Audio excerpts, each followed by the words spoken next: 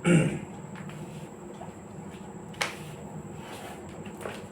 Very good evening to everyone. आइए बात करेंगे फैमिली पर, रिलेशनशिप्स पर, जितने भी होते हैं और इन सब चीज़ों पर आज मैं अपना फाइनल वर्डिक्ट आपको देता हूँ। मैं मतलब अपने अनुभव के जितना भी मुझे अनुभव है उसको इसमें डालूँगा और इससे आपको हेल्प मिलेगी और कुछ मतलब यू विल बी, आपको इसका कुछ लाभ मिल सकता है। देखो, इसको स्टेप बाय स्टेप लेते हैं। सबसे पहले तुम पैदा होते हो, तुम्हें परिवार में पैदा होते हो, तुम्हारे पेरेंट्स भी तुम्हें मिलते हैं, ठीक है। अब डिसाइड कौन करता है ये कोई नहीं जानता, ठीक है। अब पेरेंट्स से तुम्हें इतना कुछ मिला है, जीवन दिया उन्होंने तुम्हें, तो कुछ ना कुछ कर्तव्य और रिस्पॉन्सिबिलिटीज़ तो है तुम्हारी उनके लिए, ठीक है। लेकिन पेरेंट्स, अगर किसी मामले में पेरेंट्स में कमियां हैं, अगर हम ये मान लें कि पापा शराब ज़्यादा पीते हैं या उनमें कोई कमी है, या तो ऐसी, या तुम्हारी बुद्धि इतनी डेवलप हो गई है कि तुम एनालिसिस कर लो कि नहीं दे आर रॉन्ग और दे आर राइट, ठीक है। तो एक लिमिट के बाद तुम जजमेंटल हो सकते हो, तुम जजमेंट दे सकते हो। मैं एक नॉर्मल आदमी के लिए कह रहा हूँ।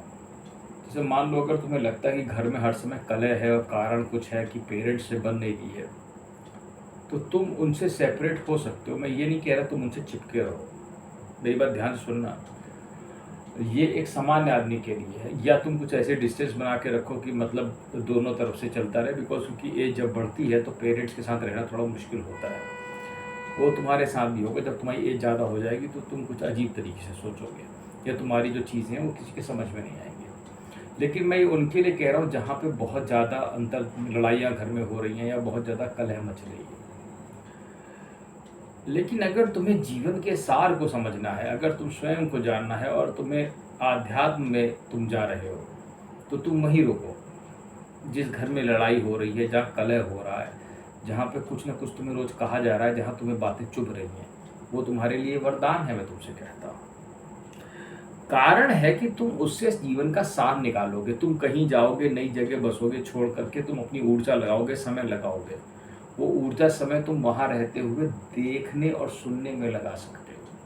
मेरी बात जरा ध्यान से सुनना, ठीक है। जो बातें तुम्हें रोज रोज किच किच किच किच, तुम्हारे पास स्पेस नहीं मिल रहा है, तुम्हें बार बार टोका टाकी से परेशान हो, थोड़ा सा ठहराव के साथ सुनने और देखने का प्रयास करोगे तो मैं तुमसे कहता हूँ तुम उसी में जीवन का सार निकाल ले जाओगे। क्योंकि बाहर कुछ भी नहीं है, कहीं भी तुम भाग जाओ, शांति अपने अंदर है, वो जहाँ पर है वो वहीं पे बनाई जा सकती है, ठीक है। अब ये तुम्हारे ऊपर है। मैं तुमसे कहता हूँ अगर तुम्हें लगता है कि तुम्हें अपनी ग्रोथ करनी है कि तुम रुके रहो अपने पेरेंट्स के पास, अगर वो हल्ला गुल्ला मचाते हैं, ठीक है। और अगर नहीं करते हैं तो ठीक है। अगर तुम्हें लगता है कि तुम्हारी ग्रोथ हो सकती है, उनके साथ हो रही है, तुम्हें लगता है इसमें कुछ सीखने को है, तुम्हारे पास इतनी बुद्धि भी आ गई है, तो तुम उनके साथ रुको और सीखो और देखो, ठीक है। अब तुम बचपन से लेकर के अभी तक जितनी चीज़ें हुई हैं जो ख़राब हुई हैं, ठीक है, उनका एक पैकेज रखा होगा तुम्हारे माइंड में कि ये पैकेज है साहब, ये मम्मी पापा ने ये किया था, ऐसा किया था, मुझे ये नहीं कराया, मुझे वहाँ पे ये कोर्स नहीं कराया, यहाँ पैसे नहीं दिए, इसमें इंजीनियरिंग किया, मेरी ये वाली हॉबी पूरी नहीं की। तो जितना भी तुम्हारे रोने वाला रहता उसको रहने दो, उसके लिए छोड़ दो, उसको मत परेशान हो। उसके लिए एक ही नियम काम करता है, क्योंकि अब चीज़ वापस नहीं आ सकती है तो उसको हटाओ। और वो पुरानी बातों को याद करके कोई फ़ायदा नहीं है, इसलिए तुम उन सब चीज़ों को हटा के अपना मधुर संबंध बनाए रख सकते हो। अब ये डिपेंड करता है तुम्हारे किस लेवल पे तुम्हारा माइंड है, किस लेवल पे तुम्हारे पेरेंट्स का माइंड है। अब तुम बहुत, अगर तुम मिडिल क्लास में हो और तुम्हारे पेरेंट्स, तुम जानते हो हर चीज़ पे निगाह करते हैं, हर चीज़ पे टोकर टाकी, किससे बात कर रहे हो, क्या कर रहे हो, मम्मियाँ ऐसी हैं, तो वो सब तुम्हें झेलना ही होगा। और मैं तुमसे कहता हूँ उसका एक अलग आनंद है। अब तुम ले पा रहे हो कि नहीं, ये तुम्हारे ऊपर है।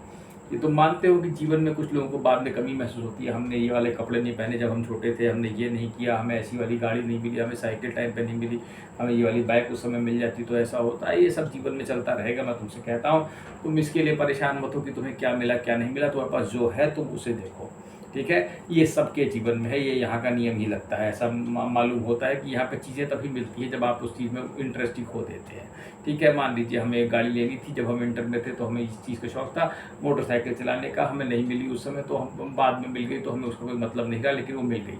लेकिन इस तरीके से सैकड़ों ख्वाहिशें तुम्हारी पूरी नहीं हुई होंगी, सैकड़ों चीज़ें तुम्हें ख़राब लगी होंगी, तो वो सबका जो चीज़ें हैं वो तुम अपनी फैमिली में बार बार ला करके उनसे कुछ नहीं कर सकते। फिर तुम थोड़ा सा आगे बढ़ते हो तो तुम्हारे पेरेंट्स, देखो ये तो पेरेंट्स की बात है, लेकिन जब तुम पैदा होते हो तो साथ में और बहुत सारे रिश्तेदार भी तुम्हारे पैदा हो जाते हैं। चाचा ताऊ नाना मानो जितने भी होते हैं वो सब तुम जानते हो, मौसा मौसी। तो तुम्हें इन सब का करना क्या है, मैं तुम्हें एक बात बता दूँ। इनका तुम्हें कुछ नहीं करना, ये है, ये तो खुद ही आ गए हैं, ये तो पैदा ही हुए हो, तो तुम तो ये अपने साथ लेके पैदा हो गए हो ना।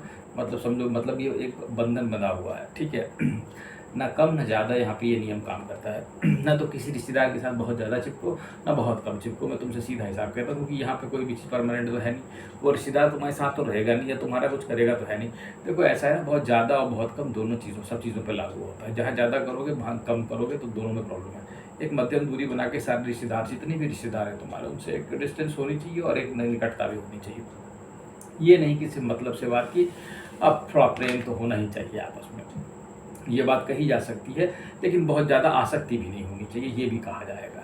इसलिए हम एक मध्यम दूरी, एक मध्यम पॉइंट बना लें कि हम ऐसा करेंगे। और हो सकता है कि कुछ रिश्तेदार तुम्हें ज़्यादा पसंद आते हो, कुछ रिश्तेदार कम पसंद आते हो, तो अपना देख लो तुम्हारे दिमाग को किसके साथ केमिस्ट्री भाती है, किसके साथ नहीं भाती है, कौन कैसा है कौन कैसा नहीं है। क्या पता तुम्हारे रिश्तेदार जुआ खेलते हो, दारू पीते हो, वो तुम्हें पसंद हो, या तो अच्छे भी होंगे उसमें, तो तुम अच्छों को खोज सकते हो। ये तुम्हारे ऊपर है। फिर मैं बस इसका नियम एक ही है कि कम न ज़्यादा, ठीक है। अब तुम थोड़ा आगे बढ़ते हो तो तुम जीवन में कुछ रिलेशनशिप बनाते हो, जैसे कि तुम अपना परिवार बनाओगे, तुम्हारी शादी होगी।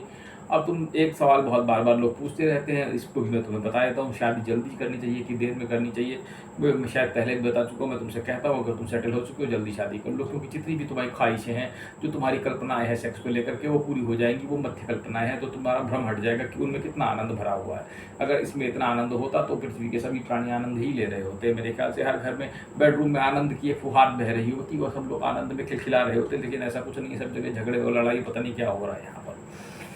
तो इस चीज़ को लेकर के थोड़ा सा सावधानी बरतना मैं तुमसे ये कहूँगा कि शादी, अगर तुम सही से सेटल हो, अगर तुम्हारे पास अपने जॉब प्रॉपर है और तुम्हारे पास पैसे हैं, तो तुम जल्दी शादी करके अपनी ये वाला एक जो जीवन का पोर्शन होता है, बच्चे पैदा करने, जल्दी करके इनको सबको सेट करके अपना समय बचा लेना अपने लिए। मैं तुमसे कहूँगा, जीवन में अपने समय से महत्वपूर्ण कुछ नहीं है, क्योंकि यहाँ पे कुछ है ही नहीं अपना।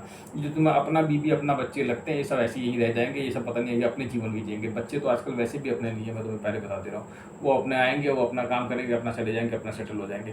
तुम्हारे पास वही बीवी रह जाएगी। इसलिए बीवी बहुत सोच समझ के चुनना, मैं तुमसे कहता हूँ, क्योंकि तुम्हें अपना जीवन बीवी के साथ ही गुजारना है। अब अगर वो सही मिल गई तो तुम्हारा भाग्य, नहीं मिली तो भी दोनों तरीके से, अगर वो तुम्हें बहुत अच्छी मिली तो संसार से आसक्ति कर देगी, ठीक है, बहुत बड़े। लेकिन ऐसी किसी को बीवी मिलती नहीं है। क्या बीवी से झगड़ालू टाइप की होती है, सब अपनी पत्नियों से परेशान है यहाँ पे 90% लोग। तो समस्या ये नहीं है कि बीवी ऐसी क्यों मिली है, बीवी ऐसी क्यों मिली है, ये भी अच्छी बात है, क्योंकि उसे तो चिपक ही नहीं रहे हो। मैं तुकाराम जी की एक कहानी देख रहा था, उनकी बीवी ने, वो आए थे, वो कुछ करते नहीं थे, उनकी बीवी ने उन्हें एक गन्ने सर में दे मारा। वो मारती थी तो गन्ना तोड़ के उन्होंने आधा अपनी बीवी को दे दिया, तुम आधा खा लो, आधा मैं खा लेता हूँ, खाने को यही है। तो इस प्रकार से उन्होंने क्रोध नहीं किया, और वो जान गए थे कि बीवी अगर ऐसी दी है भगवान के पास, कहीं भगवान ऐसी बीवी दी है, ये भी ठीक ही दी होगी तुमने सोच समझ के, तो ये मारती है तो ठीक ही है। तो इसको समझो, ये अनासक्ति का एक हिसाब किताब है कि जो बीवी अगर तुम्हें वैसी मिल गई है तो अनासक्त है। अब जब बीवी आएगी तो घर में तुम्हें कैसे मॉडरेशन करना है, थोड़ा सा मम्मी की तरफ, थोड़ा सा कभी बीवी की तरफ ऐसे झुक जा करके किसी तरीके से तुम्हें अपना काम चलाना है। वो भी 50-50 है कि बराबर रहो, उसमें भी मध्यम मार्ग, ना बीवी के हो जाओ ना कि पत्ना माता के हो जाओ, क्योंकि ये दोनों भी तुम्हारे नहीं हैं। सीधा हिसाब इसमें यही है, ठीक है। तो बीच में एक अपना वो बना लो। पत्नियों का क्या है, पत्नियों को चाहिए कि वो भाई जब आप दूसरे घरों में आई, नए घर में आई हैं, तो थोड़ा वहाँ पे एडजस्ट करिए, उस हिसाब से देखिए।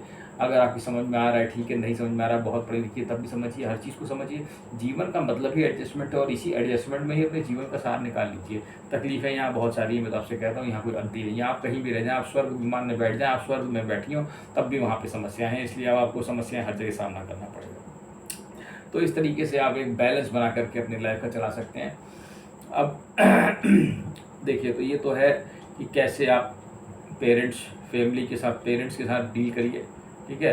पेरेंट्स ना कभी सही होते हैं ना कभी गलत होते हैं। देखिए, पेरेंट्स को भी आप इवैल्यूएट कर सकते हैं आफ्टर अ टाइम कि what they have achieved in their life. अब एक आदमी जिन्होंने कुछ अचीव नहीं किया, मैं तुम्हारा किसी के भी पेरेंट्स हो, कुछ अचीव ही नहीं किया, वो खाली दारू पी के पड़ा रहता था, तो उससे क्या सीखोगे तुम। सो द पॉइंट इज, तो इट्स बेटर कि आप अपनी खुद की सोच बनाओ, खुद अपना एक वजूद बनाओ, तो उसकी आपको ज़रूरत नहीं है।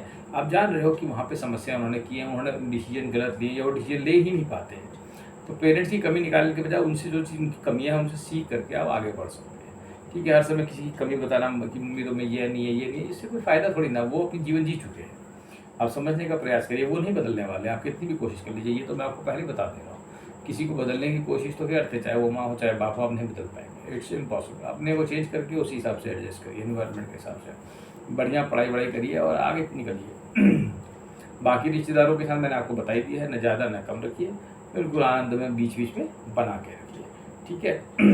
फिर तीसरी आती है पत्नी, जो आपके साथ काफ़ी अधिक समय तक रहती है, वो आपके काफ़ी निकट होती है, उसको उसको चुनने में थोड़ी सावधानी बरतिएगा, ठीक है। प्रेम से एकदम हो गया, एकदम से ऐसे हो गया, तो वो एकदम से नहीं होता सब कुछ, धीरे धीरे सब कुछ होता है, और उसको धीरे धीरे धीरे करके आप अपना आराम से देखिए। किसी भी लाइफ पार्टनर को चुनने से पहले थोड़ा सावधानी बरतिए, बात करिए, समझिए, फिर जैसे भी उसको एडजस्ट करिए, बाद में उसका देखा जाएगा। यहाँ कोई सुंदरता का कोई मायने नहीं है, मैं आपको सीधे सीधे कहता हूँ, अकल कोई मतलब नहीं रखती, अकल भी वैसे कोई अकल नहीं, अकल भी कोई मायने रखती हो सकता है आपकी पत्नी बिल्कुल बेवकूफ़ हो, लेकिन अगर पत्नी बेवकूफ़ है तो वो भी आपको सिखा रही है कुछ ना कुछ, ठीक है, उससे भी आप सीख सकते हैं। मान लीजिए आपकी पत्नी हमेशा एक ही काम आप कहते हैं, वो हमेशा उसको उल्टा ही करती है, तो आप क्या करेंगे, आपको समय में कहेंगे तुम तो हमेशा उल्टा ही करती हो, तुम तो हमेशा उल्टा ही करती हो, पर वो क्या सिखा रही है तुमको, वो भी कुछ सिखा रही है ना, क्योंकि जो तुम कर रहे हो वो भी बिल्कुल उल्टा ही है, अभी तुम समझ नहीं पाए। तुम कहोगे मैं बहुत कुछ करता हूँ, मैं जाता हूँ पैसे कमा के लाता हूँ, ये करता हूँ, घर चला रहा हूँ, तुम कुछ नहीं कर रहे, यही तो तुम्हारी बेवकूफ़ी है। तुम कुछ नहीं करते, यहाँ सब कुछ होता है, इट्स अ फिनोमिना।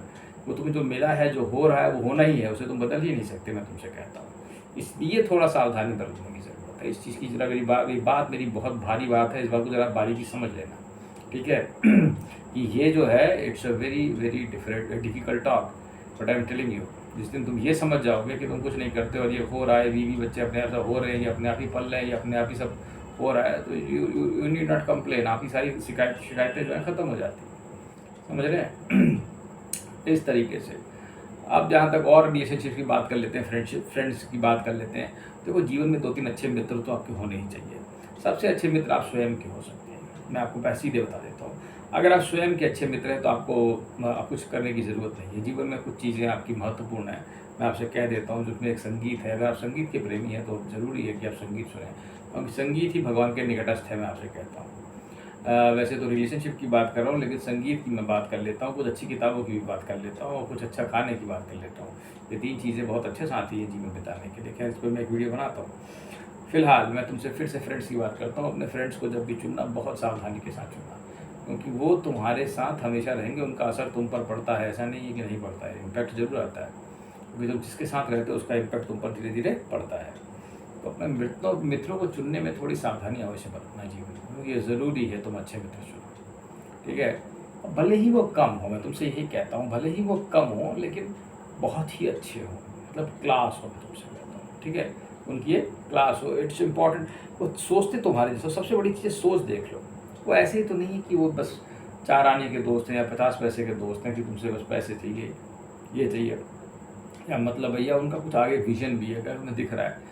वैसे तो होता ही है, जैसे मान लो तुम किसी इंस्टीट्यूट में गए तो तुम्हें वहाँ उसी टाइप के लोग मिलेंगे, जैसे तुमने आईआईटी निकाली तो तुम्हें वहाँ वैसे दोस्त मिल जाएंगे, आईएम निकाली तुम्हें वैसे दोस्त मिल जाएंगे, अगर तुमने कोई छोटा कोर्स किया तो तुम मतलब आईटीआई कर लिया तो तुम वहाँ पे वैसे दोस्त मिलेंगे। तो जिस स्तर का तुम्हारा माइंड होगा उस स्तर के तुम्हें लोग मिल जाएंगे, ठीक है।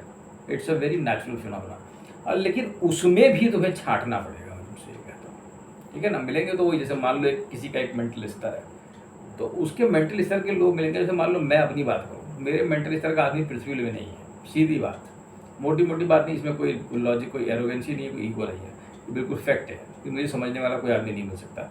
मैं इतना डिफरेंट हूँ कि मुझे कोई समझ ही नहीं सकता, और मैं खुद ही अपने आप को नहीं समझ पा रहा हूँ। इसीलिए मैंने कहा कि पहले तुम खुद के अच्छे मित्र हो जाना, ठीक है। इस चीज़ को याद रखना, तुम स्वयं के एक अच्छे मित्र हो जाना। जब तुम स्वयं के एक अच्छे मित्र हो जाओगे तो फिर तुम्हें कोई दिक्कत नहीं है, समझ रहे हो। पहले अपने आप को अपना अच्छा मित्र बनाओ, फिर 2-3 अच्छे मित्र रखो, क्योंकि अच्छे मित्र के साथ जीवन अच्छा बीतता है, इसमें कोई दो राय नहीं है। क्योंकि तुम्हें जब तुम्हारे पास कुछ होगा तो तुम्हें एंजॉय करने के लिए लोग चाहिए, और तुम्हें फिर लोग नहीं होंगे तुम्हारे पास, क्योंकि वैसे तो यात्रा अकेली ही करनी है, मैं तुमसे कहता हूँ।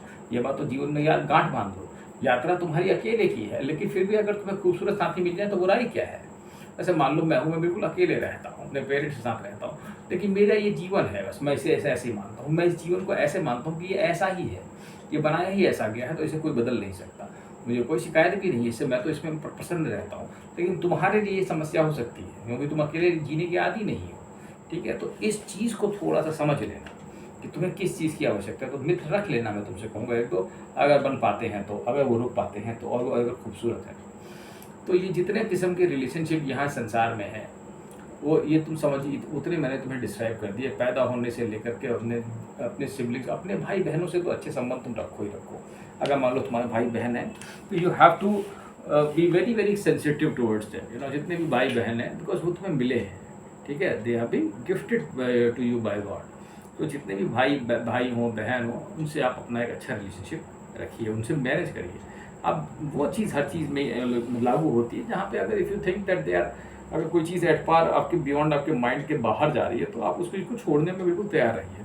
चिपकने की किसी से आवश्यकता नहीं है, बहुत ज़्यादा इमोशनल होने की आवश्यकता नहीं, चाहे कोई भी रिलेशनशिप हो, ठीक है, इस चीज़ का हमेशा ध्यान रखना। कैसा भी रिलेशनशिप हो, कोई भी हो, बहुत ज़्यादा चिपकने की आवश्यकता नहीं है।